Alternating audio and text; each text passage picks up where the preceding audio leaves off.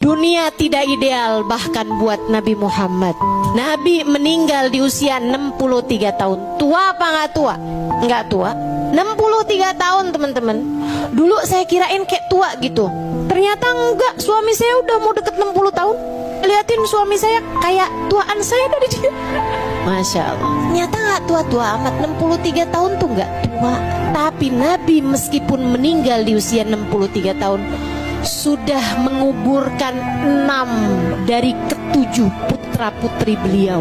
Dunia tidak ideal buat Nabi Muhammad. Pantesan yang meninggal duluan bapak apa anak? Bapak, teman-teman. Pantesan yang meninggal duluan ibu apa anak? Ibu, teman-teman saya sekalian. Kamu kan selalu ngelihat anakmu dengan nak nanti kalau mama meninggal, nak nanti kalau mama meninggal. Saudaraku sekalian, Nabi Muhammad nggak bisa bilang begitu kepada anak-anaknya karena semua anak-anaknya Nabi Muhammad sendiri yang menguburkan. Kecuali Sayyidah Fatimah yang meninggal 6 bulan sesudah wafatnya Nabi besar Muhammad SAW. Nabi itu kalau saya liatin tiap sangat dekat sama orang-orangnya meninggal dunia. Nabi saatnya dekat sama ayahnya meninggal sebelum beliau lahir, bahkan hingga belum sempat kenal. Saat dekat sama ibunya meninggal. Saat dekat sama kakeknya meninggal. Nikah sama Sayyidah Khadijah, siapa duluan yang meninggal? Nabi atau Sayyidah Khadijah? Sayyidah Khadijah.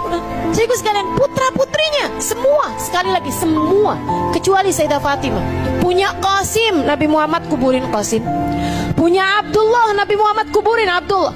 Lahir paling belakangan Ibrahim, anak laki-lakinya sudah Islam. Nabi Muhammad sendiri yang menguburkannya.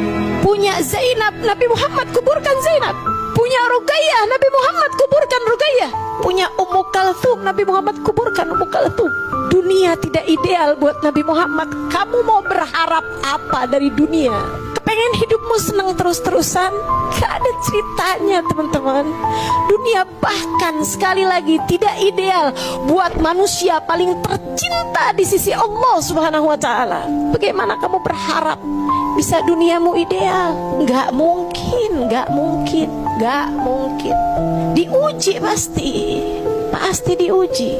Entah miskin, entah sakit, entah sulit. Kan begitu? Orang yang kita cintai meninggalkan kita, orang kita sayangi meninggal dunia. Hakadat dunia. Emang kayak gitu ceritanya dunia. Saya kalau ngadu sama guru saya tentang suatu hal dari urusan-urusan dunia gitu kan, kayak sekarang belum ada anak nih Hubaba. Hakadat dunia Halimah. Dunia emang kayak gitu Halimah. Mau ngarep apa? Semua diuji, semua dengan masalah masing-masing. Jangan sok merasa kamu paling gede ujiannya. Yang paling gede ujiannya Nabi Muhammad.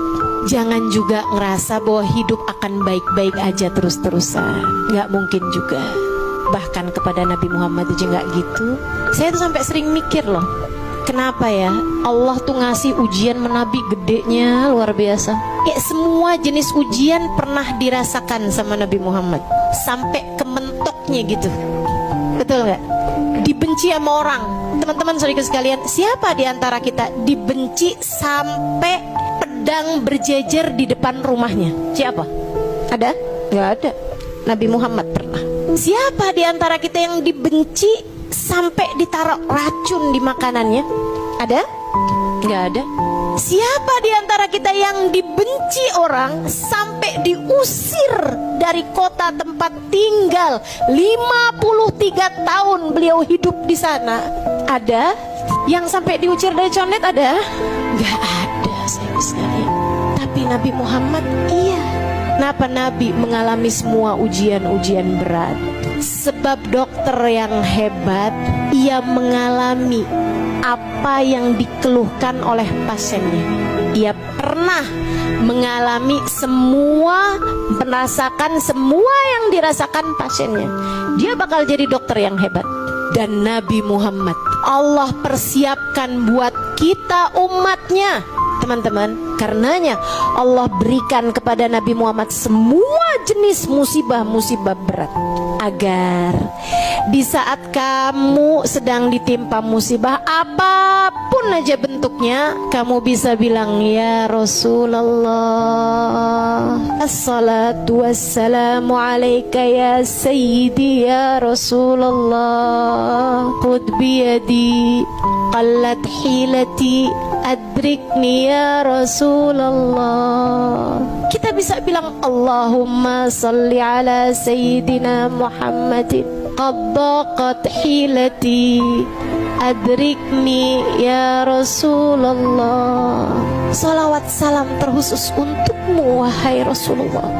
Qad daqat hilati, telah buntu jalanku, tak tahu lagi harus bagaimana.